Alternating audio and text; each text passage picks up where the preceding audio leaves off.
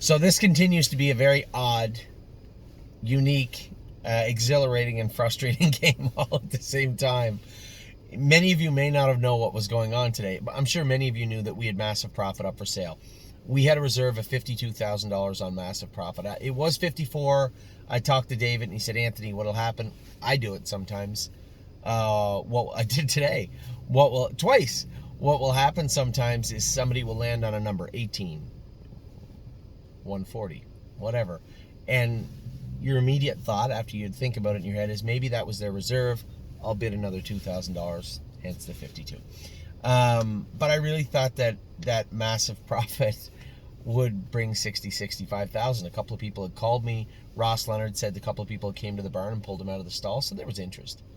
And we may get an offer for him, but I'm not giving the colt away. I mean, yeah, if you want to give us top dollar for Massive Profit, we'll sell him. But he is a good horse. He is racing good and will continue to race good. He's fresh, sharp, and at the start of his 3-year-old career. Yeah, we're not giving him away. So we didn't sell him. The proximity of the sale was odd because I was certain we'd sell Massive Profit. Many of you may not have known this, but we did. I was contacted by a ton of Ohio clients when they saw that a horse named Chulo was up for sale. I made a video about it. It was a fairly small group of people that wanted in on this colt. I sent a video out and I said, hey, there's a lot of downside to Chulo. He's not a handball horse. He's not a Yonkers trot horse. So that's all window dressing. See through that. He's an Ohio colt that has stakes at the end of the year in Indiana and Kentucky. Very similar to Slim Jimmy, except Slim Jimmy doesn't have anything in Kentucky. Very, very similar in their makeup. Now, from the pictures I see and seeing Chulo in person, he's a better looking horse than Slim Jimmy, but this isn't a beauty contest. And at the end of the day, if Chulo goes out, and this was my argument, if Chulo goes out in the first Sire Stakes in May, I assume he's going to Ohio for the first Sire Stakes in Miami Valley, and he looks poor or gets beat fair and square, just take half your money and burn it. And we had a group of people put together. We went to, I had the 142,000. I told everybody 140, but as I just told you, from time to time, as I said, I'll explain the other one in a second. From time to time, people land right on their reserve. One more bid gets the horse. I do it all the time. All the time. And with Chulo, I had the $142,000 bid. And quite frankly, I was a little uneasy about that number. I can tell you one thing, unless I'm massively wrong, and obviously Per Engblom bought the horse. That's who had him last year. Tron Smedjhammer qualified him. Per Engblom just bought him for $178,000. I don't know what that is. And Per Engblom bought him for $178,000. So maybe he likes him. Maybe it was a buyback. I have no idea what it was. But I would really love to hear the argument of how he's worth $178,000. Maybe I'm wrong. Maybe he will go out and race in the handball. Maybe he'll go out and win the Yonkers Trot. I don't know. But from what I could see, here's a horse that made $109,000 last year. 75 of it was in the first race of the year at the Next Generation. Then he won a Sire Stakes. I think it's Scioto. He made a break at Northfield Park. And really every race after those first few, something happened. You know, you take away that $75,000, the horse made what? 30. So I was uneasy, but I did price him because if somebody come up and said, what would it take to buy Slim Jimmy? I wouldn't know what the number was. I don't think we'd entertain less than 90 or 100. The horse listen, everybody was fawning over Chulo. He qualified in 55 at the Meadowlands. Slim Jimmy just was timed in 55 at Miami Valley. Last half 56, last quarter 28-1, and was 5th. I wasn't super comfortable with Chulo at the 142. I don't think I'd sleep for the rest of the week if I paid the 178. But again, Per Engblom maybe knows the horse. He had him last year, so maybe, you know, he's obviously has a lot more insight to Chulo than any of us do. So listen, we'll see Chulo this summer with Slim Jimmy, and we'll see if Chulo's a $178,000 horse or not. That will become very evident very quickly. Now, all this is going on, and I'm looking at both sites. On Gate is on today.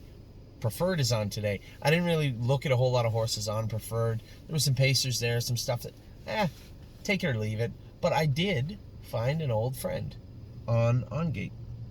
Now, if you guys have been with us for the last couple of years and have been following the sales diligently, you'll know I just posted a video of a horse. I went all the way out to Amish country. Went all the way out to Amish country to look at a horse named Frosty Trouble. Frosty Trouble was a long time, so this was first crop, remember. This wasn't last year, this was the year before. First crop, long tom. And he was a half-brother to Designer Specs, so you would think he would bring a lot of money. This horse got hurt when he was young, got caught in a fence, he had a big hock, but he moved well on it. I noted that in the yearling video. This is our yearling video. This isn't the yearling video of the horse. This is him running out in the pasture with a group of other horses. Very sharp eye on him, good-looking horse. I thought we could buy him. Went to the Buckeye. I didn't go to the Buckeye. We all went to the Buckeye. I think we were out at 15, maybe 16. He went for 20, 22, 20, I think, something like that.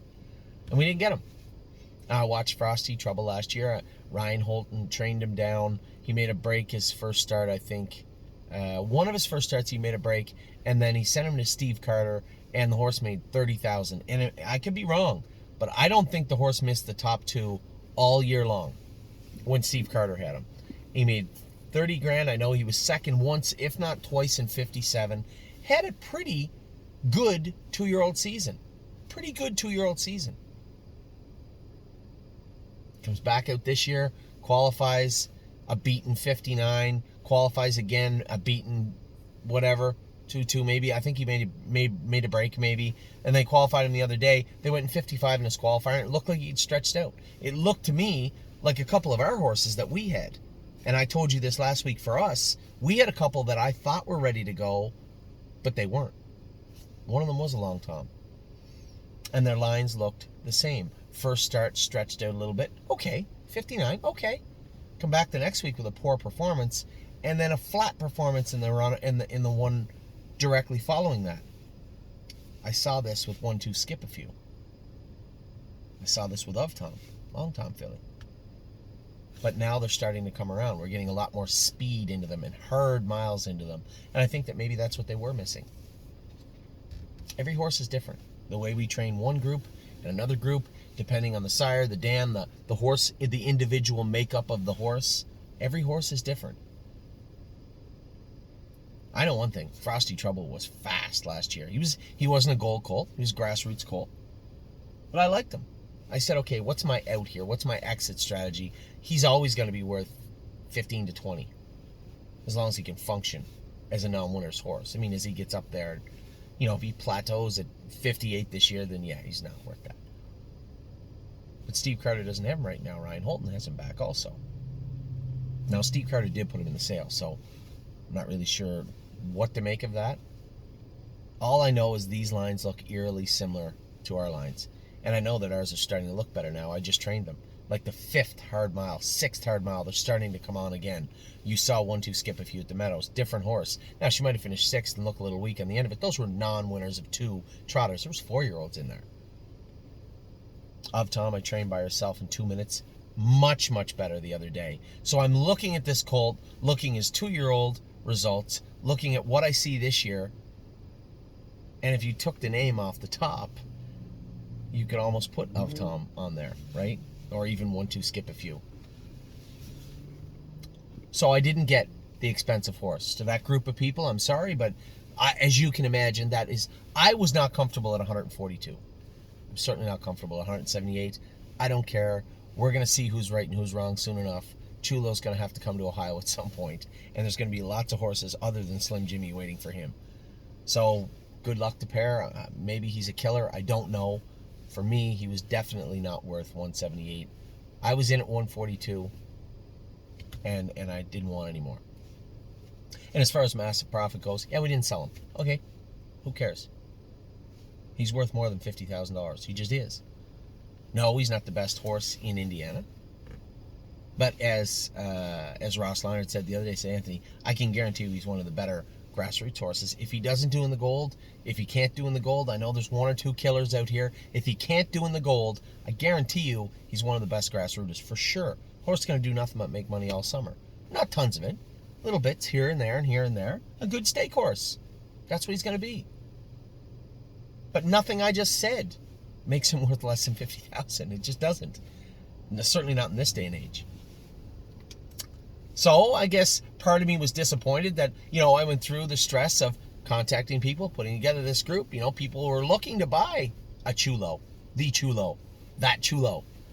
Didn't get them. Don't want them for $178.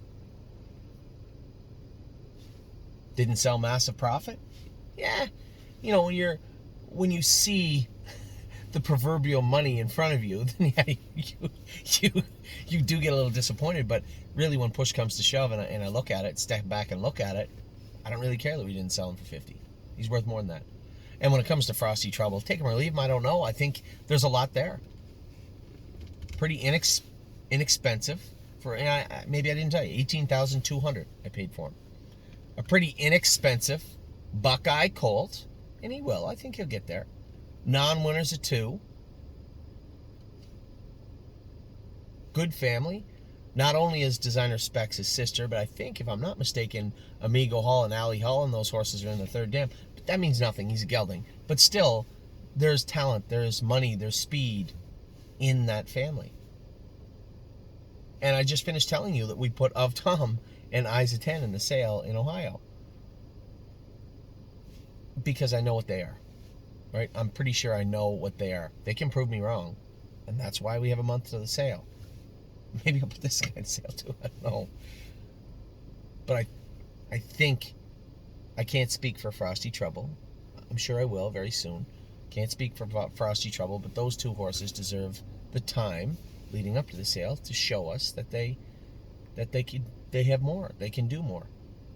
And I think Frosty Trouble will be the same way. That's my feeling. So I think we got a real good purchase in Frosty Trouble. Maybe I'm wrong, but as I said, the exit strategy's right there.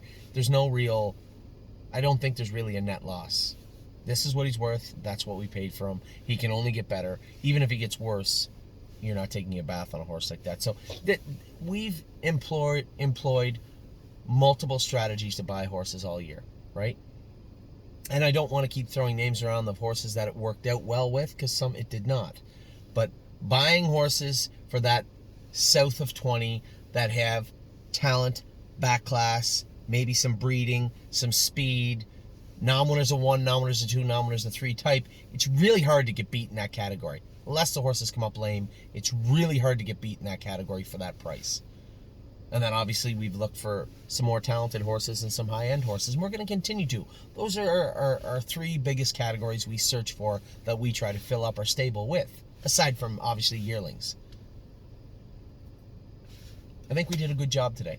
I would love to report that we got Chulo for $125,000. I'd love to report that we sold massive profit for $70,000. But I think we did a good job with Frosty's Trouble. Not the way I thought this day would turn out, but it's far from over yet. I think we're gonna do a. I think we're gonna have